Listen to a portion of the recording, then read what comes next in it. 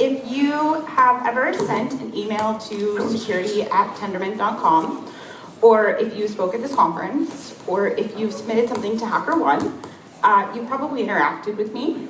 If it wasn't me, it might have been one of the times I was on vacation.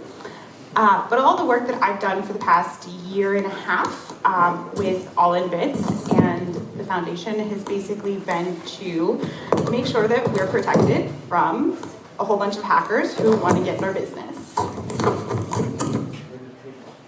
Oh, my earring, okay. Hold on, guys, I have to do a wardrobe change really quick. Yep. All right, there. I feel very cool now.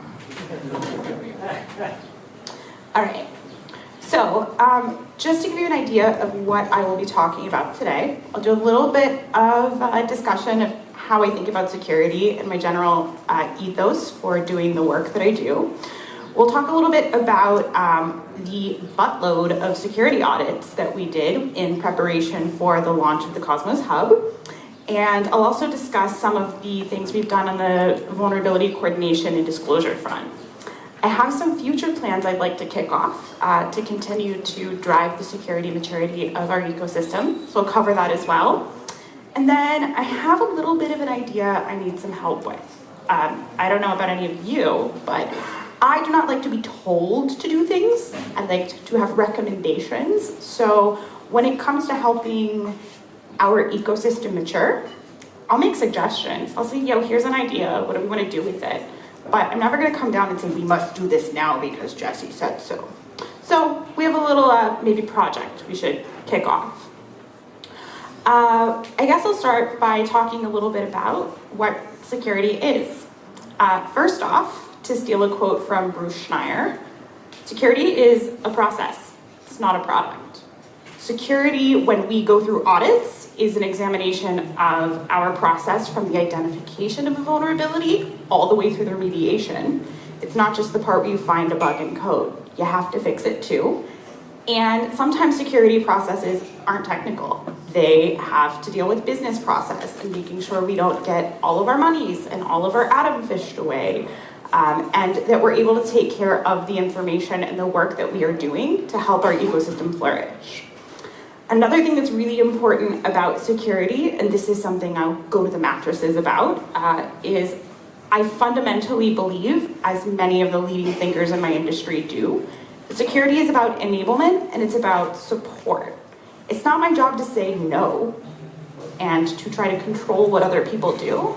It is my job to, when someone comes to me with a really exciting, crazy idea, figure out how to make it happen and to do that safely. A lot of my work also involves helping people make cool things happen and making sure that I reduce harm that can come to our ecosystem, our users, people who hold our coins, etc. And I mentioned a little earlier, security is definitely more than just finding bugs in code, but I can't say that enough. I might become a broken record on that front. And security ultimately is a shared responsibility. As an engineering team, we could do everything 100% right, but still not be fully secure because our users and the people who interact with our software and who rely on our software and depend on it also have a role in making sure we are safe and sound. And then finally, just a little shout out to something that the Agoric guys mentioned yesterday. Decentralization and all the things that we're working on don't necessarily require that we reinvent security all of the time. What it really means is we just get to be creative because we have a few complications here and there that we need to be creative about. One thing that's really important to note about security, and I swear I won't say that word a million times, is that security is most successful when we make it extremely expensive for attackers to launch successful attacks against us. So by nature, if you look at security, you think, okay, it's never gonna be 100%, we're never gonna get it right. What's the point? The point isn't trying to do everything perfectly all the time. And in fact, we probably won't ever, and we'll go nuts if we We try to approach it that way. But if we just make it really hard for someone to take away our toys, we'll get somewhere. So I talked a little bit about the buttload of audits that we ran. There was a good 4-month period earlier this year where one audit finished, another one started on Monday. There were audits everywhere. I could not keep my brain straight. It's kind of exciting.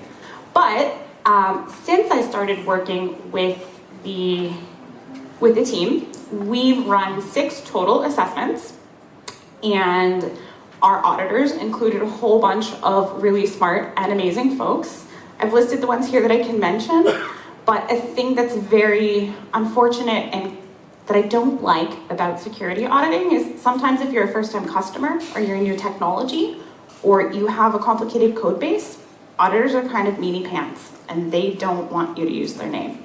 So I've shared what I can here.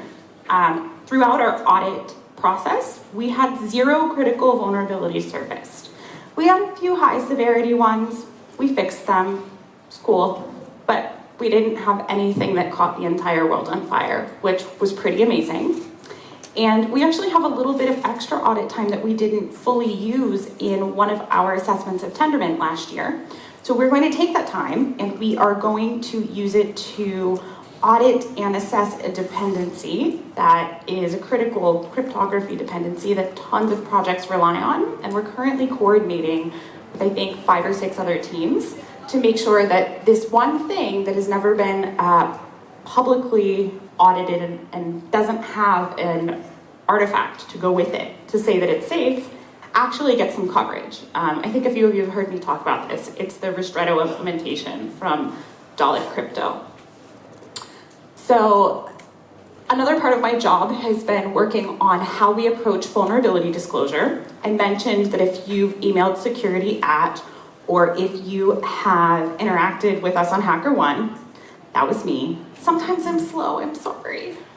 But we have a coordinated disclosure policy and it lives at tendermint.com/security. The reason it's a coordinated disclosure policy is that if we called it responsible disclosure, we're kind of making a value judgment about the people who send bugs our way or who don't send bugs our way.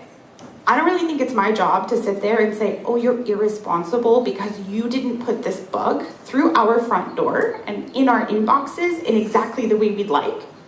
So we coordinate with people. Sometimes our coordination's chaos. That's okay. That's our job.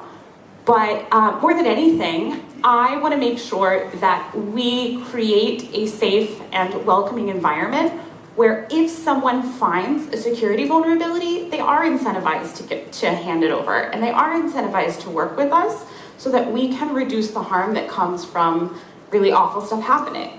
I'll talk about this a little bit later, but we recently had all of the things that we've been working on in this area come together in a really cool way.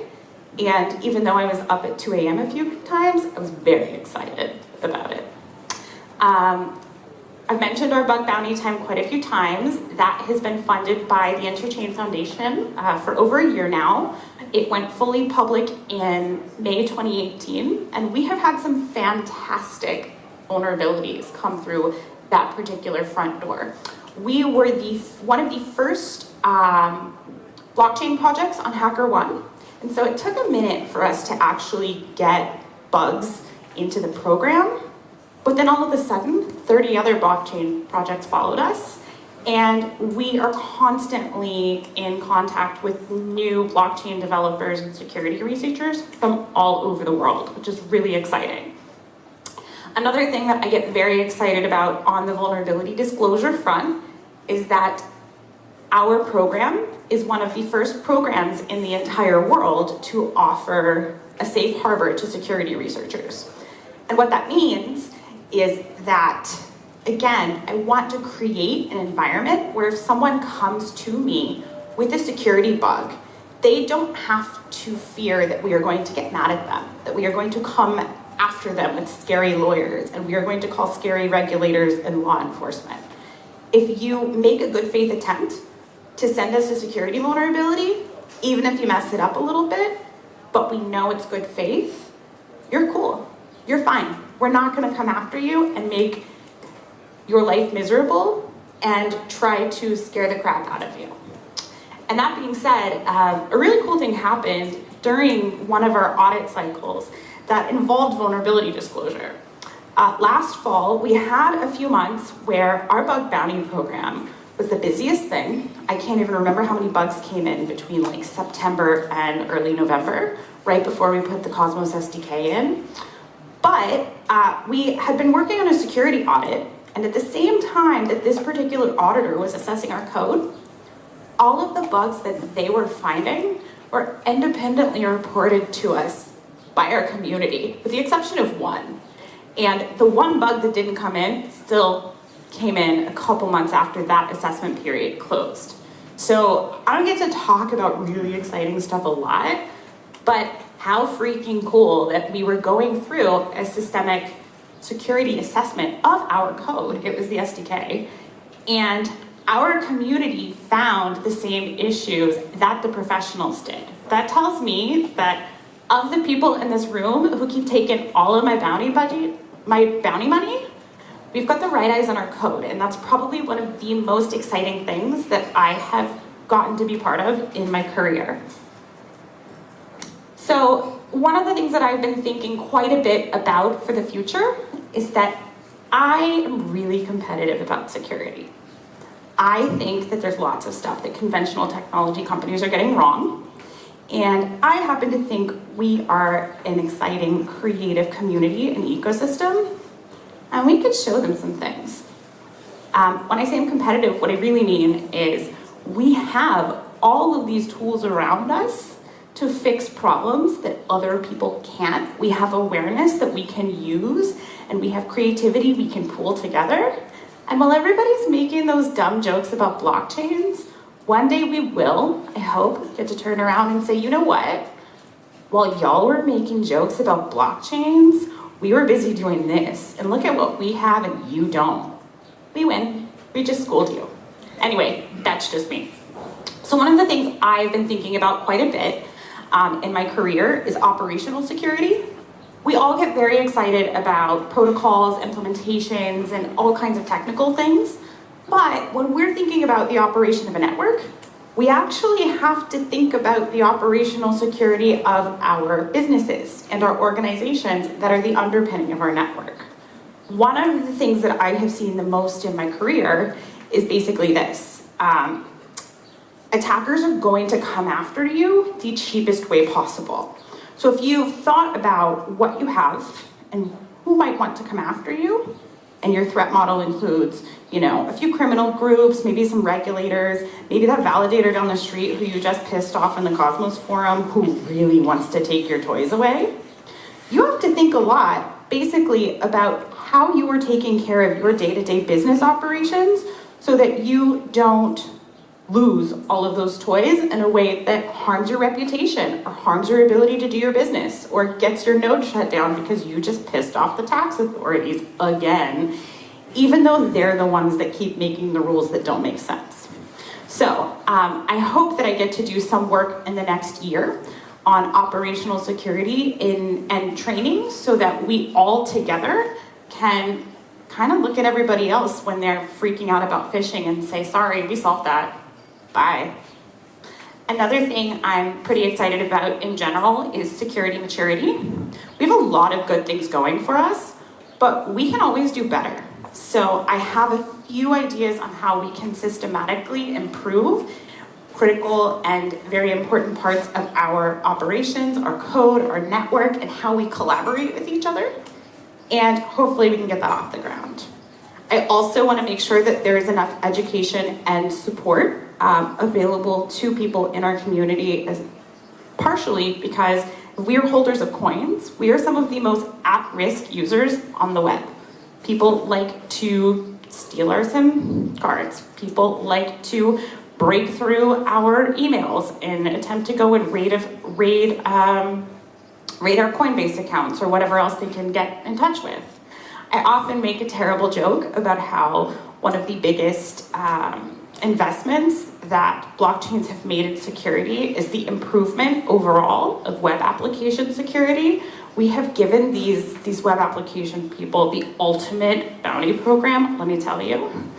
But there's a lot more we have to do because there's a huge burden on us as at-risk users and people who are doing very cool things to step up and make sure that we are removing opportunities for people to, again, take away our toys.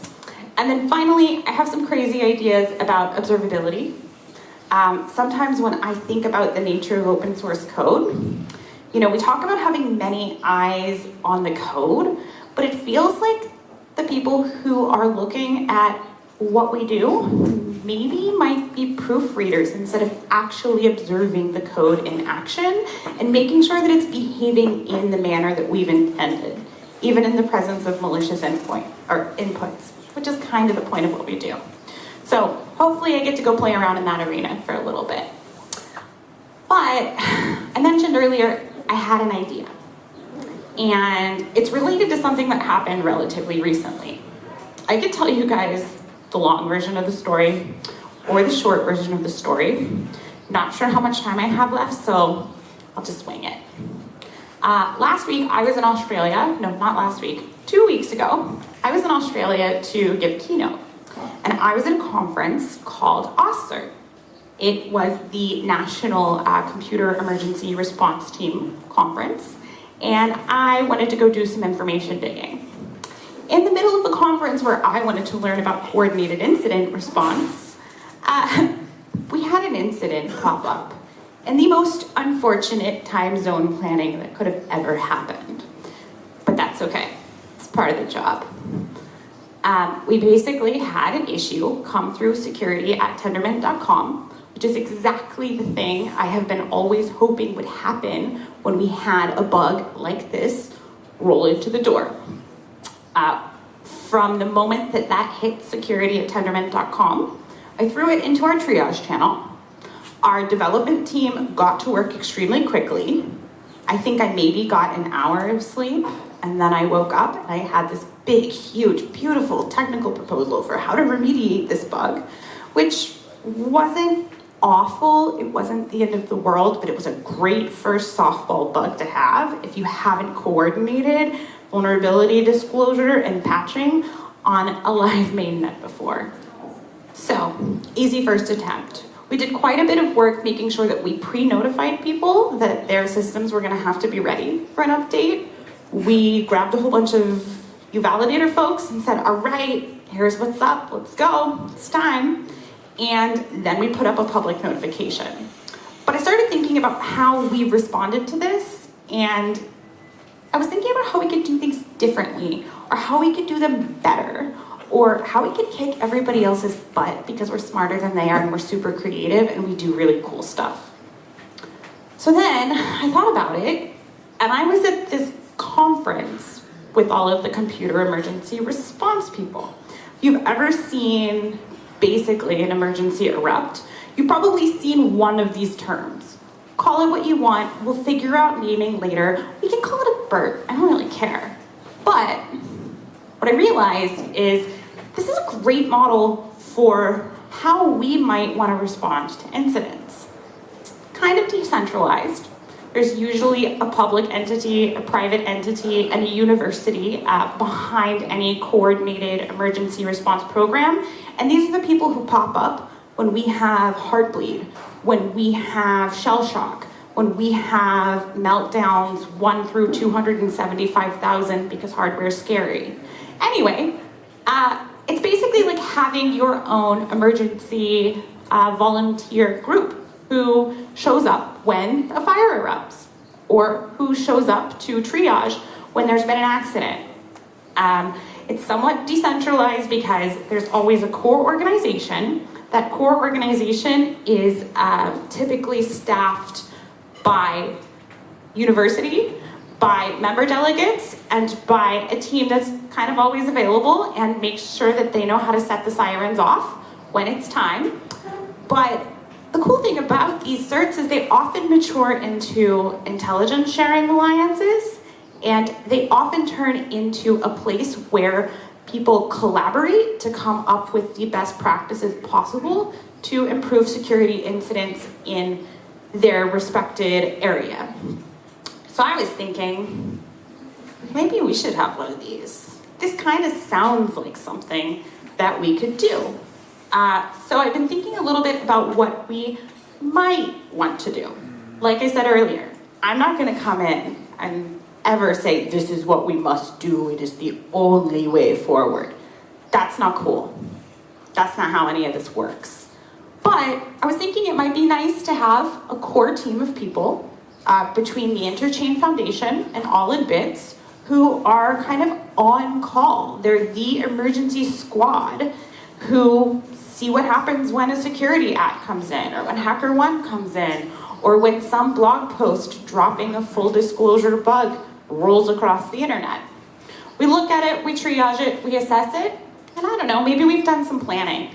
So we have a group of 4, maybe 5, I don't know. The magic number here is at less than 10. We have a group of validators who can snap in when we have an issue that affects you all in our core validator hub, and you're part of that response team too. When we have all hell break loose, your point of view, the things important to you, are also reflected. I don't know, if we want to think about something like this, we might want to consider geography. In this particular bug that we just dealt with, I think there's a couple of areas where, because we're all over every time zone everywhere, we might have left a couple of people behind. I bet we can improve on that, especially if we are able to make sure one of these potential representatives comes from a part of the world we might have left behind before, or knows exactly how to get everyone in sync to respond quickly in their particular area of the community. Another thing to consider might be stake. I know in our community, we often talk about the importance of having big and small validators represented. This would be a thing for y'all to figure out if we wanted to do it, not me. But it could be cool to basically have a way where validators have about a period of a year with some accountability, where if we're waking up at 4 a.m., you are too, to come and help. But we're able to have good response time, some confidentiality around how we handle bugs so that perhaps they're not being used in some form of competitive advantage. That would be nice. But this is kind of on my wish list. So anyway, before I get off of this stage, there's one thing I have to say about the incident that we just dealt with. The hardest part is this. I wanted to proactively notify everybody that stuff was going on. I didn't want to say, okay, everybody, shit hit the fan, oh no. But I did want to say, hey, in the next day, maybe don't run off on vacation. Maybe don't turn your phone off and put it in the freezer. Come hang out with us and be ready to coordinate over block heights and timing and all kinds of other fanciness. And this was missing. So 95% of Fortune 500 companies don't actually have a security at email address. Usually security at is this somewhat reactive thing, but at least it exists so that if someone wants to report a bug, they have a way for it to be used.